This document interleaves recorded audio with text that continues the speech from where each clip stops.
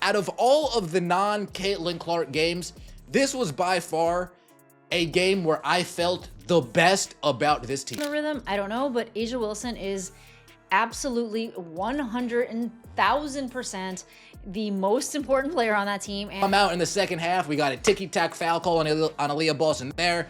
Ticky-tack foul call on Aliyah Boston there. What if I told you that a team missing their star player managed to completely dismantle the reigning champs?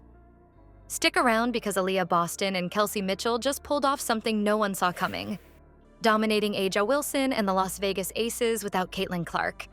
How did they do it? Let's break it down. they're kind of fumbling and not having very good chemistry.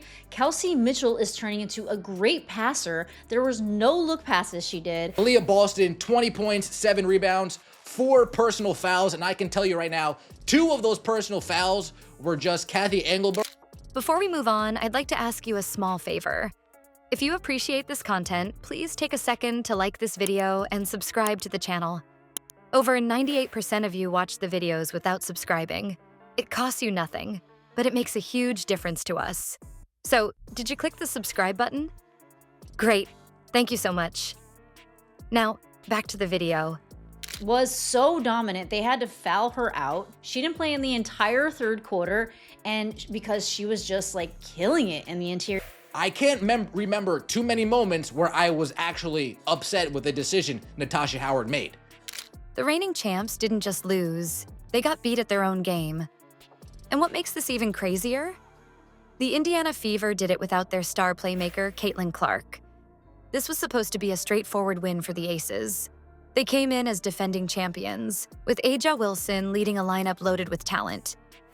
On the other side, the Fever were written off by most analysts. Missing Clark, who's already become one of the league's must-watch players, it felt like the Fever were stepping into a buzzsaw. But this game didn't just challenge expectations, it flipped them upside down. It was the game I felt the best about this team. They shared the ball. We had, 24 assists on 31 shots. The defense that has been on display in the last 2 games has absolutely blown my mind. I rewatched the Lynx game. It seemed like the Las Vegas Aces just quit. They quit. They mailed it in. They said, throw in the white flag, Becky, please. From the opening tip, the Aces looked like they were ready to handle business. Wilson was assertive early, scoring inside and swatting shots on defense. By the end of the first quarter, it seemed like the Aces were starting to dictate the tempo. But then something shifted. The Fever locked in. Aliyah Boston put her stamp on the game, backed up by Kelsey Mitchell's consistent outside presence.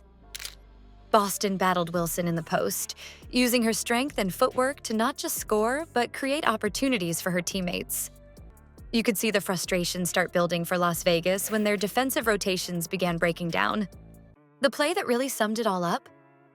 Late in the second quarter, Boston snagged an offensive rebound in heavy traffic, wrestled through 2 defenders, and finished strong over Wilson.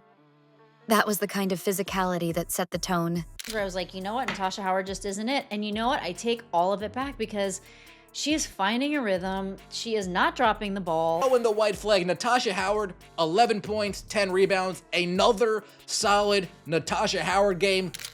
Outside the paint, Mitchell's shooting was lights out.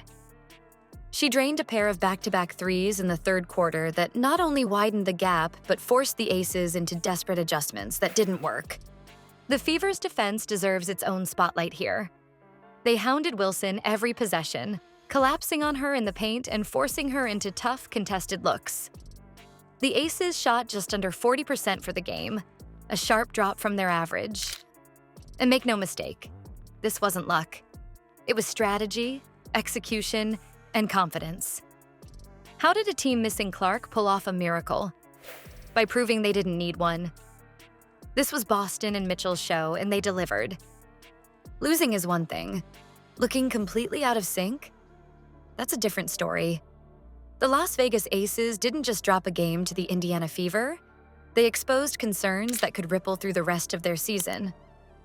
For a team that came into this year as the defending champions, stacked with talent led by A'ja Wilson, this kind of loss was almost unthinkable.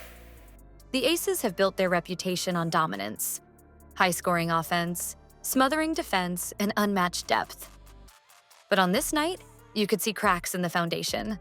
Again, I mentioned this so many times. The Aces are a team with 4 Olympians, so it is a little hard to understand. Diving for loose balls. It wasn't only Lexi Hole getting on the floor, Ari McDonald got on the floor, Michaela Timpson was all over the place. They actually haven't won a game against the Aces in 16 games. And they did it without Caitlin Clark. One of the biggest takeaways was just how reliant the Aces are on Wilson. It's no secret she's the focal point of their system, but the Fever made it clear how heavily that dependence can backfire. Wilson had a hard time finding her rhythm, missing contested shots and facing consistent double teams in the post. At one point in the second half, she was forced into a fadeaway jumper with the shot clock ticking down, barely grazing the rim. These weren't the clean looks she's used to getting. The Fever's defenders did their homework and made every possession tough. And then there's the Aces' inability to adjust. The Fever's pace threw them off completely. Indiana ran the floor at every chance, and the Aces struggled to keep up, blowing defensive assignments and looking a step slow in transition. Statistically, it was one of Las Vegas's worst outings of the season. They shot just 38% from the floor, a significant dip compared to their usual efficiency. You guys, today the Indiana Fever beat down the Las Vegas Aces, and yes, folks, it was a beatdown from. This was a big win for the Fever because the Aces were the only team that they had not won at least one game to last season.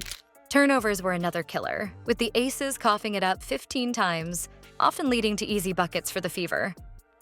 So, what does this say about the Aces? Maybe the Fever's unpredictability without Caitlin Clark played a role. But this game also raised bigger questions about Las Vegas's ability to respond when things don't go according to plan. Was this just an off night, or a warning sign that their depth isn't as strong as it seems? One thing's for sure, both teams left this game with something new. For Indiana, momentum. For the Aces, doubt. Kelsey Mitchell doing work in the third quarter. Aliyah Boston saying, hey, Nalissa Smith, come get this work real quick. Points for the Fever were crazy, especially in the beginning. I mean, the Aces pretty much are nothing without Asia, and there is something going around. She hit a couple middies. Instead of catching the ball off of a pick and slip, instead of catching it, having some space, and dribbling into the defender. And the season just got a lot more interesting. This wasn't just an upset. It was a statement. The Fever's blowout win over the Aces, 81-54 no less, sent shockwaves through the league. Without Caitlin Clark, many thought Indiana stood no chance. Yet, behind Aliyah Boston's dominance and Kelsey Mitchell's sharpshooting, they didn't just compete, they overwhelmed. And Mitchell said it best after the game, "We deserve it." Those 3 words summed up everything. This team's grit, their refusal to back down, and their belief in each other. So, could this be a turning point for the WNBA? Keep your eye on the Fever's rise, and maybe the champs' fall.